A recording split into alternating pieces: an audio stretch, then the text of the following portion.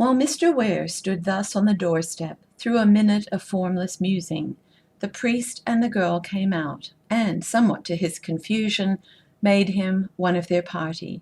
He felt himself flushing under the idea that they would think he had waited for them, was thrusting himself upon them.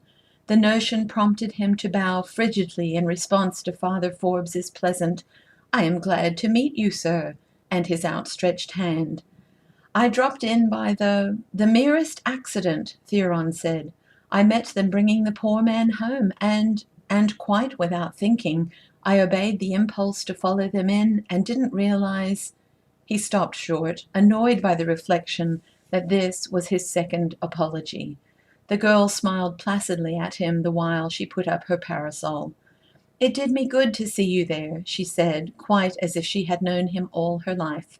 "And so it did the rest of us."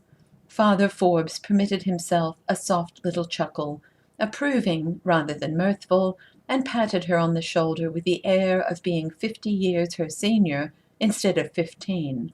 To the minister's relief, he changed the subject as the three started together toward the road. "There again, no doctor was sent for," he exclaimed, as if resuming a familiar subject with the girl. Then he turned to Theron. "I dare say you have no such trouble, but with our poorer people it is very vexing.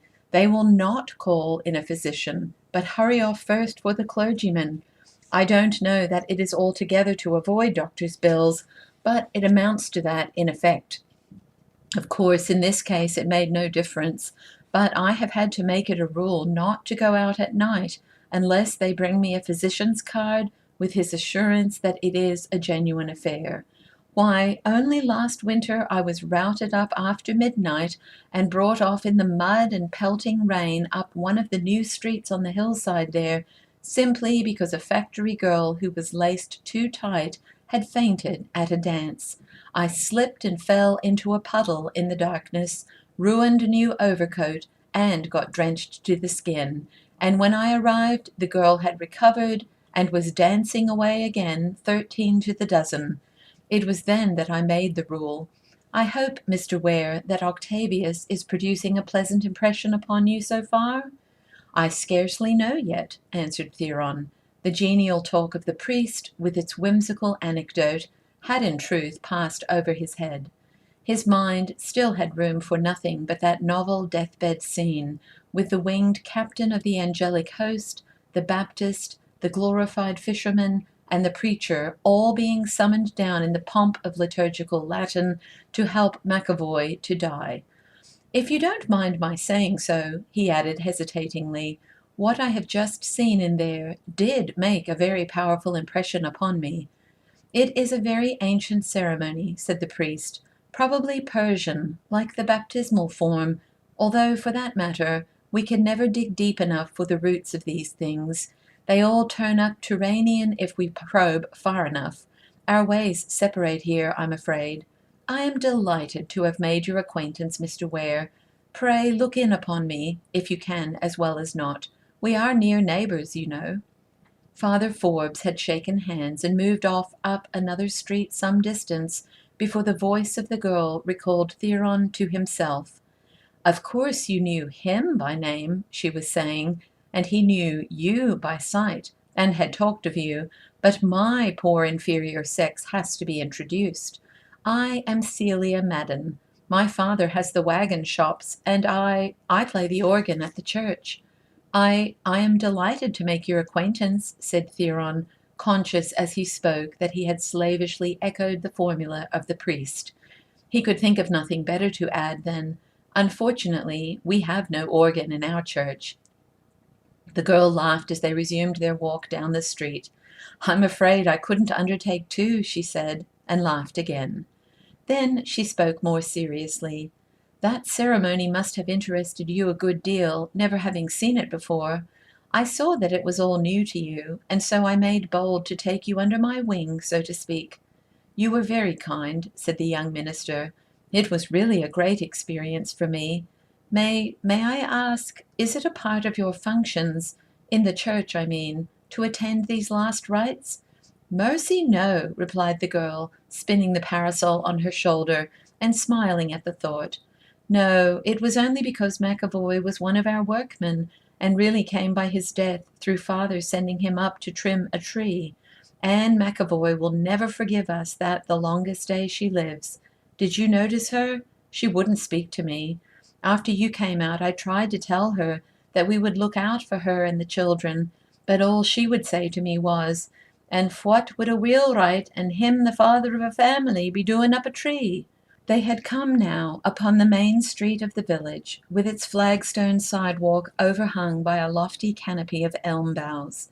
Here, for the space of some blocks, was concentrated such fashionable elegance of mansions and ornamental lawns as Octavius had to offer, and it was presented with the irregularity so characteristic of our restless civilization. 2 or 3 of the houses survived untouched from the earlier days, prim, decorous structures, each with its gabled center and lower wings, each with its row of fluted columns supporting the classical roof of a piazza across its whole front, each vying with the others in the whiteness of those wooden walls enveloping its bright green blinds. One had to look over picket fences to see these houses, and in doing so caught the notion that they thus railed themselves off in pride at being able to remember before the railroad came to the village or the wagon works were thought of. Before the neighboring properties, the fences had been swept away, so that one might stroll from the sidewalk straight across the well-trimmed sward to any one of a dozen elaborately modern doorways. Some of the residences, thus frankly preferring familiarity to the passer-by, were of wood, painted in drabs and dusky reds, with bulging windows which marked the native yearning for the medieval, and shingles that strove to be accounted tiles. Others, a prouder, less pretentious sort, were of brick or stone, with terracotta mouldings set into the walls, and with real slates covering the riot of turrets and peaks and dormer peepholes overhead. Celia Madden stopped in front of the largest and most important-looking of these new edifices, and said, holding out her hand, "Here I am once more. Good morning, Mr. Ware." Theron hoped that his manner did not betray the flash of surprise he felt in discovering that his new acquaintance lived in the biggest house in Octavius. He remembered now that someone had pointed it out as the abode of the owner of the wagon factories, but it had not occurred to him before to associate this girl with that village magnate. It was stupid of him, of course, because she had herself mentioned her father. He looked at her again, with an awkward smile, as he formally shook the gloved hand she gave him, and lifted his soft hat. The strong noon sunlight, forcing its way down between the elms and beating upon her parasol of lace-edged creamy silk, made a halo about her hair and face, at once brilliant and tender. He had not seen before how beautiful she was. She nodded in recognition of his salute, and moved up the lawn walk, spinning the sunshade on her shoulder. Though the parsonage was only 3 blocks away, the young minister had time to think about a good many things before he reached home. First of all, he had to revise in part the arrangement of his notions about the Irish. Save for an occasional isolated and taciturn figure among the nomadic portion of the hired help in the farm country, Theron had scarcely ever spoken to a person of this curiously alien race before. He remembered now that there had been some dozen or more Irish families in Tyre, quartered in the outskirts, among the brickyards, but he had never come in contact with any of them, or given to their existence even a passing thought. So far as personal acquaintance went, the Irish had been to him only a name. But what a sinister and repellent name! His views on this general subject were merely those common to his communion and his environment. He took it for granted, for example, that in the large cities most of the poverty and all the drunkenness, crime, and political corruption were due to the perverse qualities of this foreign people, qualities accentuated and emphasized in every evil direction by the baleful influence of a false and idolatrous religion. It is hardly too much to say that he had never encountered a dissenting opinion on this point. His boyhood had been spent in those bitter days when social, political, and blood prejudices were fused at white heat together in the crucible of war. When he went to the church seminary, it was a matter of course that every member of the faculty was a Republican, and that every one of his classmates had come from a Republican household. When, later on, he entered the ministry, the rule was still incredulous of exceptions. One might as well have looked in the Nadama Conference for a divergence of opinion on the Trinity as for a difference in political conviction. Indeed, even among the laity, Theron could not feel sure that he had ever known a Democrat, that is, at all closely. He understood very little about politics, it is true. If he had been driven into a corner and forced to attempt an explanation of this tremendous partisan unanimity in which he had a share, he would probably have first mentioned the war, the last shots of which were fired while he was still in petticoats. Certainly his second reason, however, would have been that the Irish were on the other side. He had never before had occasion to formulate, even in his own thoughts, this tacit race and religious aversion in which he had been bred. It rose now suddenly in front of him as he sauntered from patch to patch of sunlight under the elms, like some huge, shadowy, and symbolical monument. He looked at it with wondering curiosity, as at something he had heard of all his life, but had never seen before. An abhorrent spectacle, truly. The foundations upon which its dark bulk reared itself were ignorance, squalor, brutality, and vice.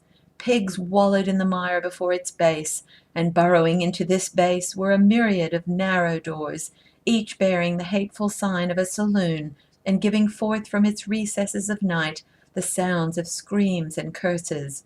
Above were sculptured rows of lowering, ape-like faces, from Nast's and Kepler's cartoons, and out of these sprang into the vague upper gloom, on the one side, lamp-posts from which negroes hung by the neck, and on the other, gibbets for dynamiters and Molly Maguires, and between the two glowed a spectral picture of some black-robed, tonsured men with leering satanic masks, making a bonfire of the Bible in the public schools. Theron stared this phantasm hard in the face, and recognized it for a very tolerable embodiment of what he had heretofore supposed he thought about the Irish. For an instant the sight of it made him shiver, as if the sunny May had of a sudden lapsed into bleak December. Then he smiled, and the bad vision went off into space. He saw instead Father Forbes, in the white and purple vestments, standing by poor McAvoy's bedside, with his pale, chiseled, luminous, uplifted face, and he heard only the proud, confident clanging of the girl's recital, Beatum Michaelum Archangelum, Beatum Johannem Baptistam, Petrum et Paulum, like strokes on a great resonant alarm bell, attuned for the hearing of heaven. He caught himself on the very verge of feeling that heaven must have heard. Then he smiled again and laid the matter aside, with a parting admission that it had been undoubtedly picturesque and impressive, and that it had been a valuable experience to him to see it.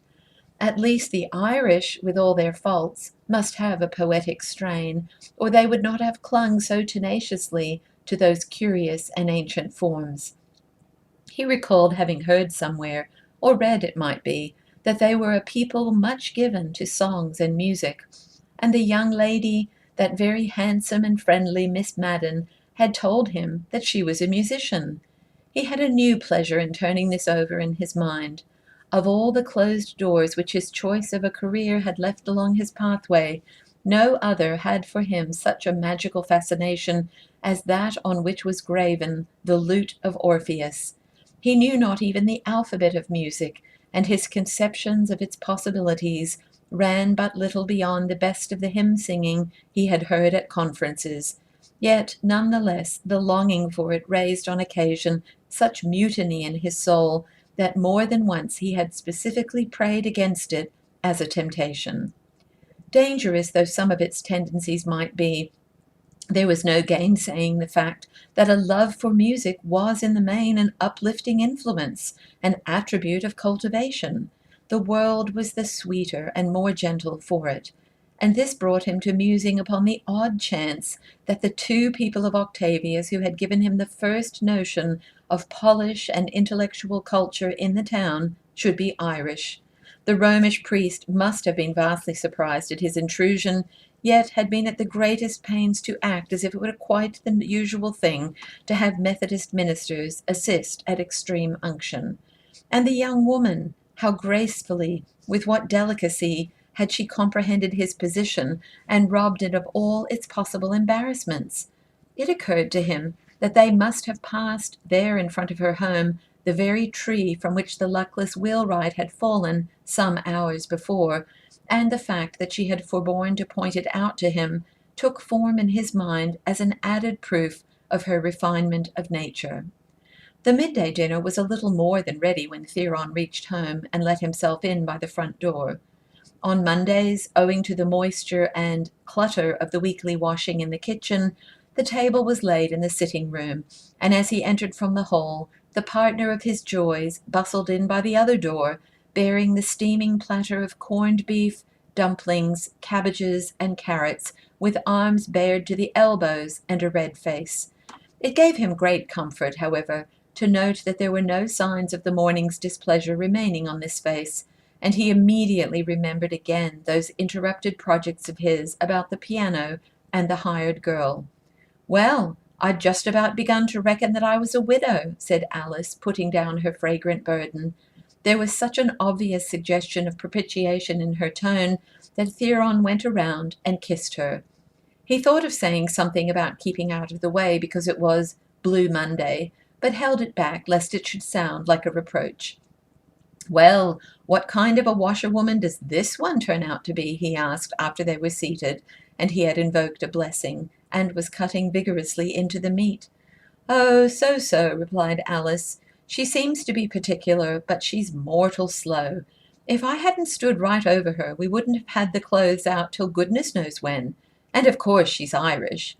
"Well, what of that?" asked the minister, with a fine unconcern. Alice looked up from her plate, with knife and fork suspended in air. "Why, you know we were talking only the other day of what a pity it was that none of our own people went out washing," she said. "That Welsh woman we heard of couldn't come after all, and they say, too, that she presumes dreadfully upon the acquaintance, being a church member, you know.